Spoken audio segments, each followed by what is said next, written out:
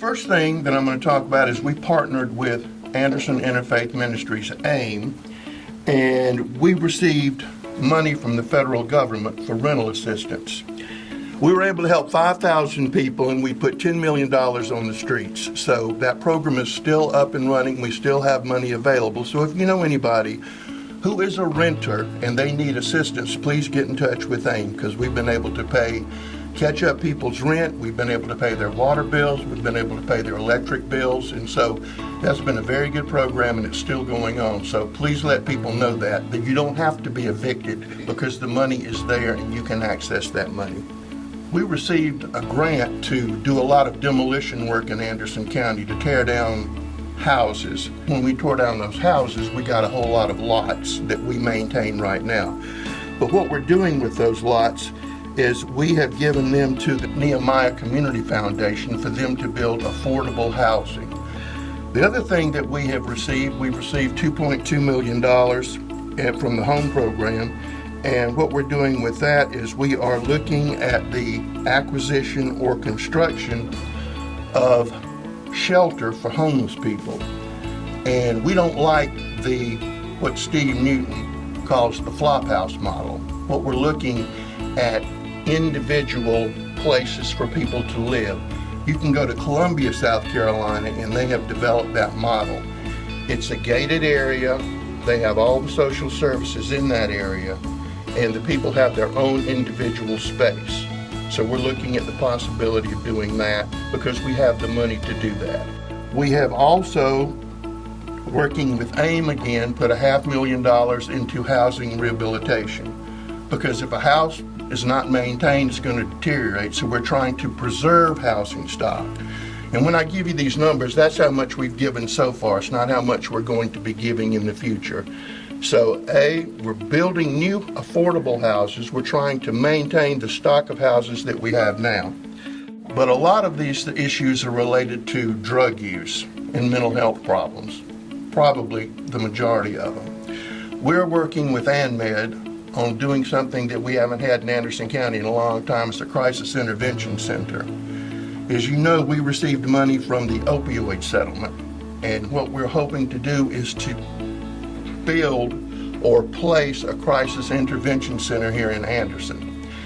And what that would be, a place for people to detoxify and to get the services they need, because right now you're either going to jail or you're going to ANMED and you're going to sit in the emergency room, and that's no solution for anything.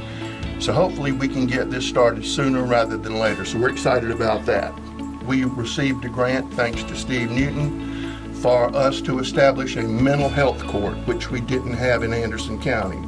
So working with the solicitor's office, we have received the funding necessary to begin that mental health court. And we hope that that starts in 3 to 4 months. Instead of you going through the regular judicial system, you will be placed in a program where if you complete certain steps with the assistance of all the social agencies, you will not have a record. So we're very excited about that. We hope that's going to do great things. We also hope to expand that into a veterans court. Now, the mental health court will do some of that, but we also want a veterans court here in Anderson County, because a lot of our veterans might have some issues from what they've been through, so we want to establish that. Mental health court first, which will help veterans, but expand it into a pure veterans court also.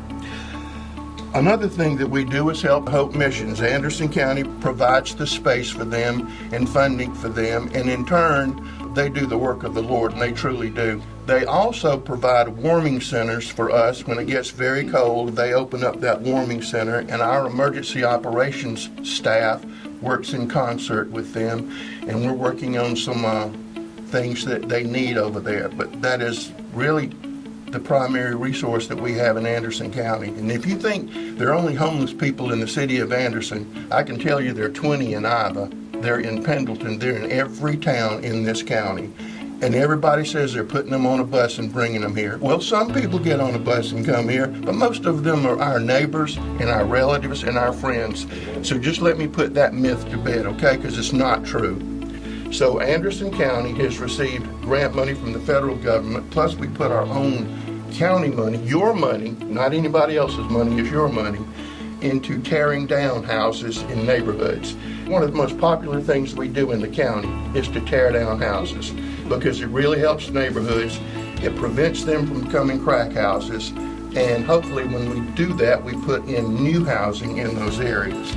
We support Second Harvest Food Bank. We support Crossways. We support veterans organizations by providing money for counseling. We help Kylie over there, Habitat for Humanity. But those are just some of the things that we're doing. We have a whole lot more to do, and I appreciate this opportunity to just let you know what we're doing here in Anderson County.